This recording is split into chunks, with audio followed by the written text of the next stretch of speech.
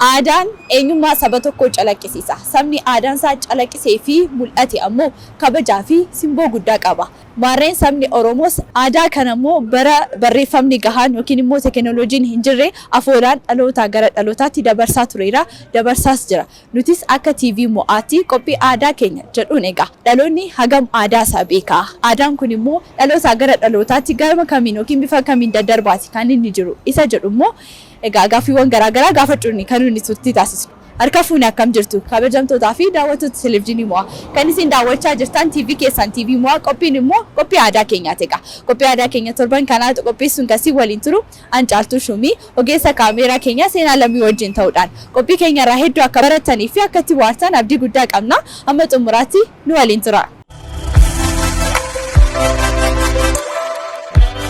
Eenyu haa jedhu maqaa kee walaa baru?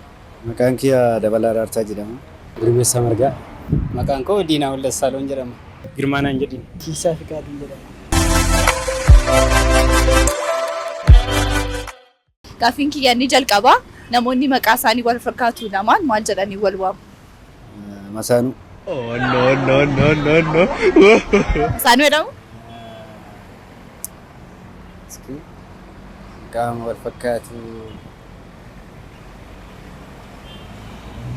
Mokshee. Mokshee jedhama? Akkasuma jedhamu? Akkasuma. Afaan Oromoodhaan mokshee jedhamu? Afaan Oromootiin jedhamu. Moksheen afaan.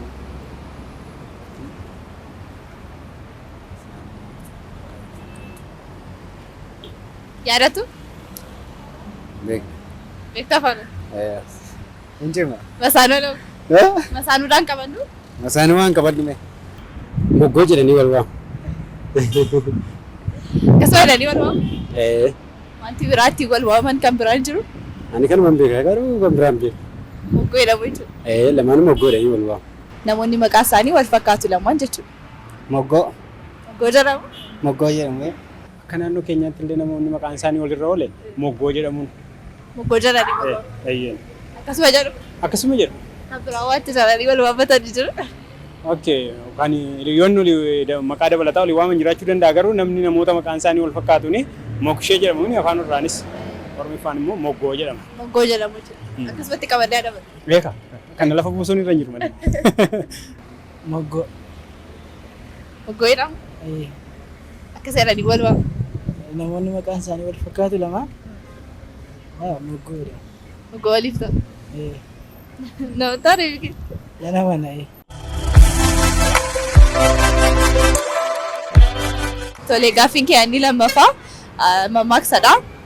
Afaan tolaan bakka duwwaa caalaa. Afaa tolaa caalaa. Afaan tolaan afaa tolaa caalaa. Afaan tolaan?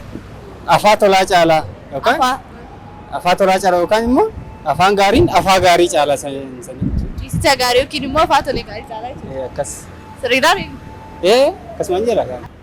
Afaan tolaan bakka duwwaa caalaa. Bakka duwwaa sanatti naagu. Afaan gaarii afaan gaarii caalaa dha. Afaan tolaan bakka duwwaa caalaa bakka duwwaa sana naagu. Kan biraa gaafa bira darbuta hin danda'u. Oh no.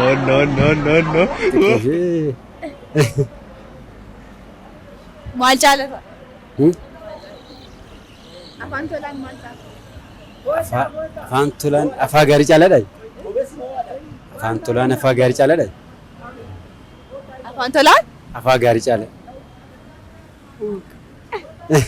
Jechuun jabaaduu yaalii gaariidha.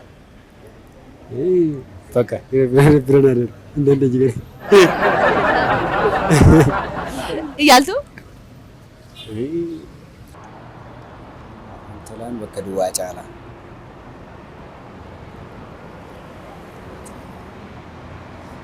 Afaan tolaan bakka duwwaa caalaa.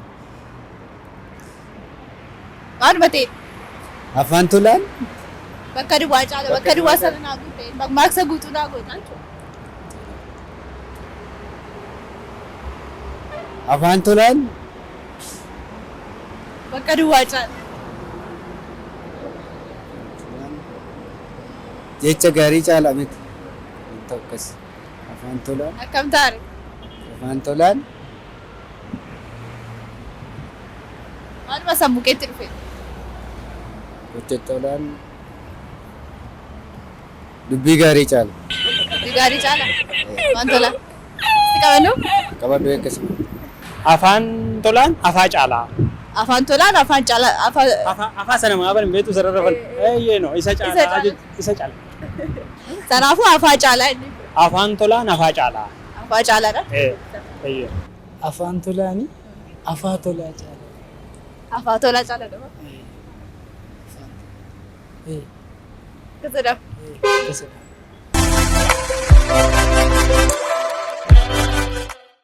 Obboleettiin gaafa obboleessi ishii fuudhu yeroo deemtu dhangaan yookaan immoo gumaan isheen qabattee deemtu akka aadaatti maal jedhama? Akka aadaatti nyaanni isheen qabattee deemtu? Dhangaan yookiin gumaatiin isheen qabattee deemtu gaafa obboleessi ishii fuudhu sun maal jedhama yookiin immoo maal qabattee deemtu? Cumboo dhalaati.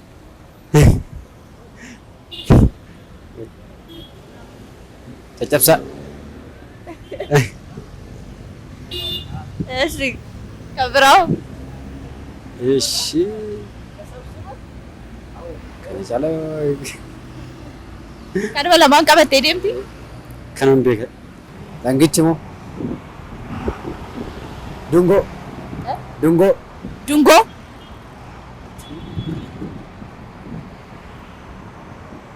Dungoo jedhama? Koski.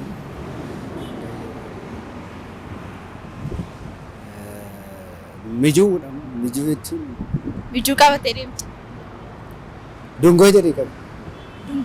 Dungoo qabattee deemti jechuudha? Kan beeku. Gumaatumatti beeka? Maqaa isaa adda baasee beeka. Jedhi yaali. Wanti naqatame deemu. Beeku irra naa darbaa. Iyaaltu? Hin dandeenye. Naaf kalchi kan. Dhaga'ee hin beeku.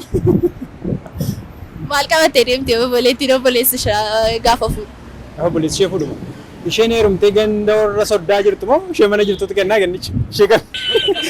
Obboleettiitu obboleessa ishiitiif. Kennaa kenna. Gumaata moo kennaa? Gumaanni yookiin dhangaan.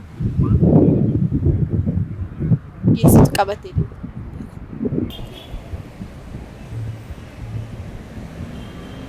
Kana darbu. Dhangaan baatamee fudhatee deemamu jiru cidhaaf.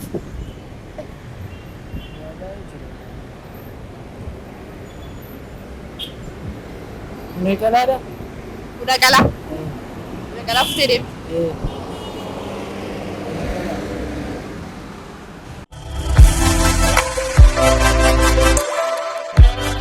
Ibboo. Dhibbakka. Birbirsa waariitu simbirri hinqaaritu. Maluu. Maluudha. Yaali. Malumatti hin beekamu.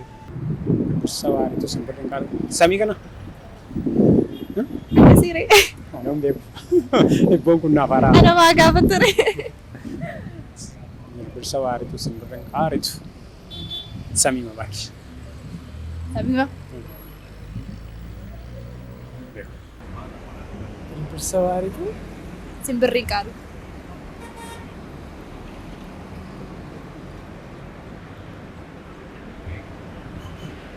gaaradha. Yaali. Hin beeku. Gaaradha? Natti fakkaata. Natti fakkaata waan ta'e yaali. Birbirsa gaarii simbirri hinqaaritu. Ibboo kana hin beeku. Yaadadha. Yaali. Simbirri hinqaaritu.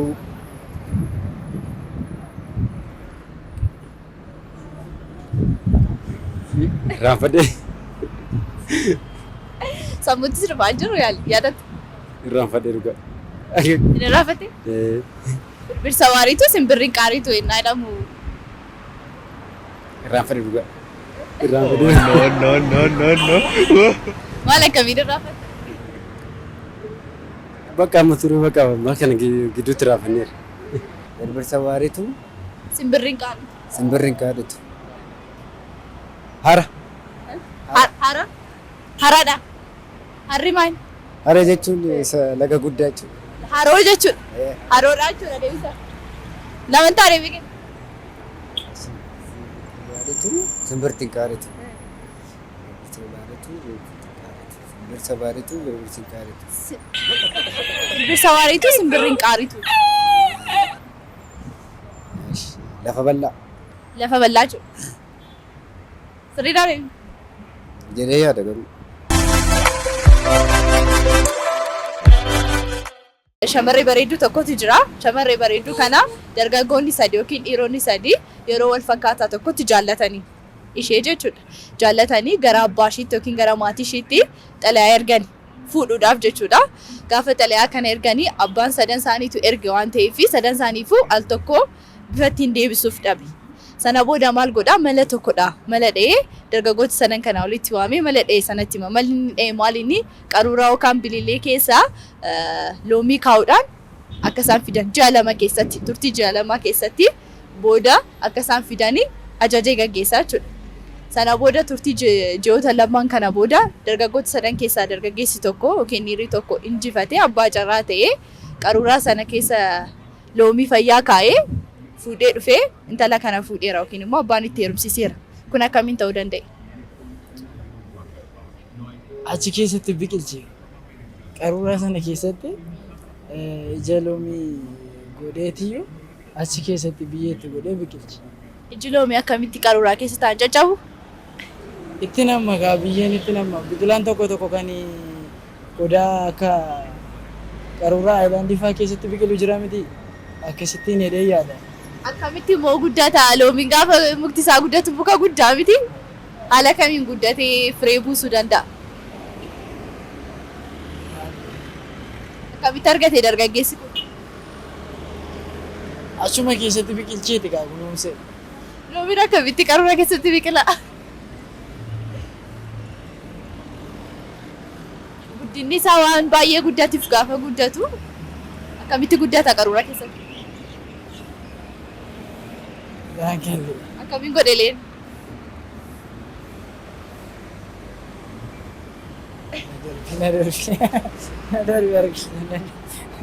Qaruuraa keessa loomii kaa'eetu dhaqe. Hin argate. Qormaata sana darbee. Qormaata argate malee qaruuraa garuu loomiin galchine. Galcheetu malee qormaatichi koo akka keessa galchanidha. Kana gaatoorro gaaffii saayikoloojii teetteetu warra saayikoloojistii gaafatte gaariin ta'uudha. Innaa yaaddoo akkamitti akkas godhe gaa? Ani fala biraan argate jedhee yaada malee loomii qaruuraa keessa buusee jedhee yaada. Yookaan cooliksee seensisee laata. Erga coolikeetti immoo bishaan naqee yoosaatti deebi'e. Fayyaaduma isaa keessa kaa'e loomii dhuma fayyaa keessa jira. Otoo inni guddatee afaan qaruuraa sana seenuun horkatiin qaruuraa sanatti sheense achi keessatti guddisee kutee deemsisee jedhee yaada.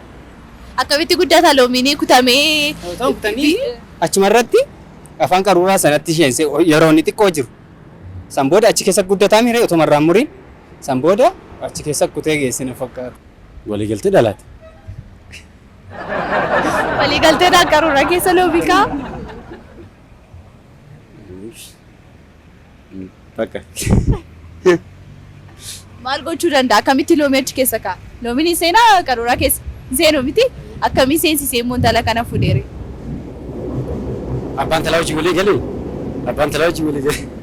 Keessa kaa'ee fidee dhufe malee koo walii galee miti. Kanas hin beekne dandeenya. Jechuun inni yeroo fakkeenyaaf amma yeroo qaruuraa keessa wanni kaa'u dursee argameeti namtichi sun. Dursee argame? Innaa keessa kaa'u? Loomiin akkamitti qaruuraa keessa taa'a? Qaruuraa keessa moo? Loomichi qaruuraa keessa jechuun hin kaa'amu. Akkamitti kaa'amu? Seenaa loomii keessa? Afaan isaa keessa hin galaa? Qaruurichi homaa ta'uu hin danda'a akkuma jirutti taa'amee. Fayyaa cabuu hin danda'u maal ta'uu hin danda'u akkamitti keessa kaa'amu?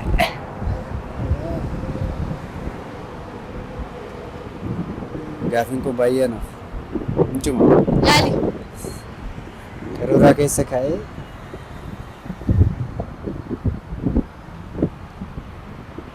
Muruu hin danda'u. Danda'u. Muramuu hin danda'u. Danda'u fayyaa.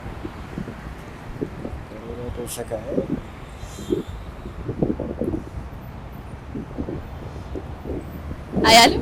Hin cimu. Cibee.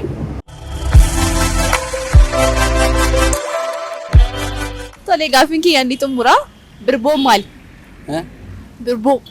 Birboo jechuun ayyaana waggaa wal jijjiirraa ayyaana waggaa kan amajjii tokko waggaa waggaatti deddeemu birboo. Maaltu deddeema? Eenyu kabaja? Akkamiin kabaja?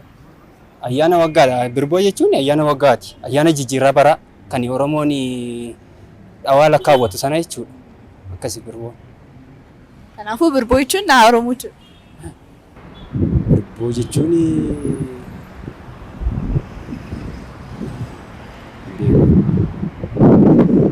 Dhageessee hin beektu? dhageen beekuu kan. Oh no. Maali? Birboo dhageessee hin beektu? Birboo Birboo. Birboo dhageen beeku. Birboo baanee jedhamee naa kabajamu hin beektu? Dhagee beeku kan eegee Maal akka ta'e? isaan beeku eegaa maal akka ta'e. Kabajna yaadichaa maal akka ta'e hin beektu? Birboo jechuun eebba jaartoliin nama eebbisanii waan akkasii fakkaata. Eebba eebbisan jechuudha. Birboo jedhama eebbi jaarsolii. Sirriidha? Birboo. Iski birboo. Birboo jechuun nama tasgabbaa. Nama tasgabbaa jechuudha. Akkasumatti haa qaban. Qabadhu akkasumatti. Ookkalcha. Dhageen beeku. Dhageessee hin beektu? Birboo baanee gaafa jedhamu hin dhageessu. Birboo baanee. Baga birboon baanee gaafa jedhamu dhageessee hin beektu? Bara baanee jechuudha. Baga bara baanee jechuudha. Birboonuu maali? Isuma hin beeku kanaaf inni ookkalchiisin jedhee bara. Yookiin immoo birboon maali? Hin beeku. Dhageessee hin beektu birboon? Anaaf haaraadha jechuudha. Birboo. Dhageessee hin beektu birboon jedhamu. Maal taa'ammoo jettee yaada gaafa jecha isaa dhageesse? Tilmaa hunda tilfaataan.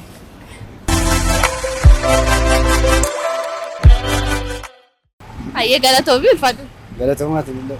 Baay'ee galatoomaa sinillee. Galatoomi. Sinillee carraa kanaa kennuu keessaniif guddaa galatoomaa. Galatoomi.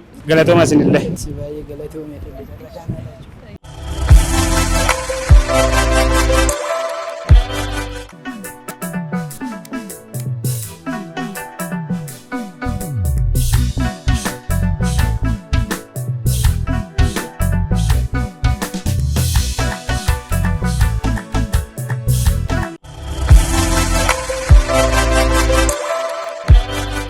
Egaan kabajamtoota daawwattoota keenya qophii aadaa keenyatti qahee hedduu akka bu'aaraa turtan abdii qabna. Gaaffii gallee garaagaraa gaafanneetu kan nuti jirru. Gaaffii sanallee sinillee mana keessan teessanii wal falmaa ofis madaalaa of gaafachaallee akkasiin turtan egaa abdii guddaadha kan nuti qabnu. Yeroo ammaa kana immoo yeroo gaaffii kanaaf deebii itti ilaannu irra geenyeerra. Egaan akkuma isin ilaalaa turtan gaaffiin keenya inni jalqabaa kana ni gaafadhee namoonni maqaan isaanii wal fakkaataa lamaan maal jedhamu yookiin immoo maal jedhaniit wal waamuu jedheen ture kana ni gaafadhee egaa akkuma isin agartan namoonni yaalan hedduun isaanii ni jiru. Deebiin gaaffii kanaa moggoodha. Walii isaaniif moggoo jedhamu moggoo jedhaniit wal waamu jechuudha. Gaaffiin kiyya inni lammataa mammaaksa afaan tolaan bakka duwwaa caala jedha. Bakka duwwaa sana akka isaan haguutaniif egaa kana ni gaafadhee afaan tolaan afaa caalaa jedhama. Afaan namni tolu yookiin dubbii gaariin dubbiin tolaan afaa yookiin immoo siree gaarii afame sana ciisicha gaarii sana ni caala dubbiin gaariin yookiin immoo dubbiin namatti tolu kan jedhudha. Kanaaf iyyuu deebiin mammaaksa kana afaan tolaan afaan caalaadha. Gaafiin kiyyaanni sadaffaa dhangaan yookaan immoo gumaatni obboleettiin obboleessa ishii gaafa fuudhu qabattee deemtu maal jedhama jedheeni kananiif gaafadhe. Egaa akka naannoo garaagaraatti jechoota garaagaraa yookiin maqaa garaagaraa qabaachuu ni danda'a. Garuu gaafiin deebii kana jingii yookaan fororsaadha kan inni jedhamu. Egaa san keessatti immoo wantoota garaagaraatti kan qabatamee deemu cuukkoo kan akka qorii qabatteetu kan isheen deemtu yeroo kana egaa caaccuuwwan yookiin immoo jingiiwwan 13 kanatti mukarratti fafanisuudhaan yookiin immoo muka keessa baasuudhaan gamaaf gamanaan qabatanii egaa baasanii gara obboleessa heeru fuudhee sanatti kan isaan deemanii jira kana kan qabattee deemtu egaa jingii yookiin immoo fororsaa jedhamuudhaan kan inni beekamu. Egaa naannoo adda addaatti egaa maqaa garaagaraa qabaachuutii ni danda'a. Gaafiin kiyya inni itti aanu hiphoodha. Hiphoon kiyyas birbirsa waarituu simbirri hinqaaritu jedheeni kana ni gaafadhe. Egaa deebiin hiphoo kana samiidha. Akkuma agartan egaa namoonni garaagaraa gaafitti ta'uudhaan yaalaa turaniiru garuu argachuu hin dandeenye. Gaafiin deebii kana samiidha jechuudha. Gaafiin kiyya inni itti aanu gaafii xiinsammuu ture. Shamarree bareedduus jira. Shamarree bareedduu kana immoo dargaggoonni sadii al takka jaallatan kana immoo fuudhuudhaaf gara maatii isheetti xalayaa ergatanii. Abbaan dubartii kanaa yookiin immoo abbaan shamarree kanaa egaa sadan isaaniitiifuu yeroo wal fakkaataatti deebisuu waan hin dandeenyeef kan inni mala inni dhahate tokkotu jira jedheen gaafadhe. Mala inni dhahate kunis maal inni qaruuraa keessatti yookiin immoo bililee keessatti nama loomii fayyaa kaa'ee naa fidee shamarree koo yookiin immoo intala koo ittan heerumsiifadha jedheedha kan inni jiru. Egaa qormaata kana dargaggeessi sadan isaanii sana keessa ji'a lama keessatti nama kana godhee fiduudha kan inni gaafate. Sadan isaanii kana keessa immoo namni tokko ji'a lama booda argate dargaggeessi tokko intala kana abbaan itti heerumsiseeti kan inni jiru. Kun akkamitti ta'e yookaan immoo mala akkamii fayyadame dargaggeessi kun jedheen kana ni gaafadhe. Egaa namoonni garaagaraa yaadaniitu kan inni jiru. Deebiin gaaffii kanaa garuu maal godhaa dargaggeessi kuni qaruuraa kana keessa afaansaa dhiphaa waan ta'eef loomiin galuu akka hin dandeenye beekamaadha. Daraaraadhuma loomii muka loomii irratti ba'uudhaan daraaraa loomii afaan qaruuraa sana keessa kaa'eetu muka sana irratti kan inni hidhu daraaraa sana irratti walittidha. Sana booda ji'a lama booda gaafa loomiin sun daraaraa sun firee godhachaa deemu yookiin immoo guddachaa deemu loomichi otoo hin jaalatiin daraaraan sun qaruuraadhuma sana keessatti guddataa yookiin bal'achaati kan inni deemu. Egaa haala kanaan gaafa inni keessatti guddatu kuteetu geessa jechuudha. Geessee sana booda abbaa carraa ta'ee intala sana fuudheeti kan inni jiru jechuudha. Gaafiin kiyyaanni xumuraa birboo jechuun maal jechuudha? Birboon maali jedheeni kana ni gaafadhe. Egaa akkuma beekamu addunyaa irratti namoota yookiin immoo biyyoota kaalandarii mataa isaanii yookiin immoo guyyaa bara mataa isaanii naannoowwan yookiin immoo biyya muraasa qaban keessaa egaa Oromoon ishee tokko sabni Oromoo immoo dhaha mataa isaatii yookiin immoo jijjiirraa baraa mataa isaatii qaba. Birboon kun egaa uummata Oromoo biratti illee jijjiirraa baraati kan inni beekamu yookiin immoo ayyaana waggaa yookiin bara haaraa isa jennu kana baga birboon baane jedhama. Baga birboon baane gaafa jedhamu egaa barri nuuf jijjiirame jedhama. Barri kun kan kabajamu amajjii keessadha. Egaa akkuma beekamu immoo bifa astiroonomiitiin yookiin immoo kan kabajamu gaafa urjiilee yookiin ji'oota garaagaraa lakkaa'uudhaan kan inni kabajamu. Egaa kunis akkamitti kabajama? Namni midhaan isaa sassaabbatee iddi xumuratee booda amajjiin galee guyyaa tokkoffaatti egaa barri kun kan jijjiiramu. Egaa gidduu kanallee jijjiirameeti kan inni jiru barri kuni birboo 6419 irra geenyeeti akka lakkoofsa dhaha Oromootti kan nuti jiru. Birboo jechuun immoo muka birbirsa irraa kan inni dhufe jecha muka birbirsaa jedhu irraa kan inni dhufe. Egaa qorattoonni akka jedhanitti yeroo ayyaanni kun yookiin immoo birboon kun jijjiiramu muka birbirsaa kana jabina waan qabuufi kan isaan itti fayyadamanii dallaa loonii isaanii dallaa qe'ee isaanii kan ittiin jabeeffatanii waan ta'eef muka birbirsaa kana kan isaan dhaabbatanii jabinaan waan mul'atuuf muka birbirsaa jedhamu irraa egaa birboon kun kan inni dhufe. Egaa yeroo birboo kana kabajanis waaqaan jabaa taanee hamaa jalaa baanee gaarii fi haaraa taanee baga birboon baanee jedhaniitu egaa baga birboon baanee waliin jechuudhaan egaa ayyaanni kun kan ayyaaneffatamu saba Oromoo biratti. Egaan kabajamtoota daawwattoota keenya gaaffii aadaa keenya har'aatiin akka irraa baratan akkasumas immoo akka itti bohaartan abdii guddaa qabna. Qophicha qopheessuun kasii waliin ture Caaltuu Shumii fi ogeessa kaameeraa keenya Seenaa Lammiiti. Torban egaa qophii aadaa keenya biraatiin amma wal agarruuti. Torban milkii isiniif haa ta'u.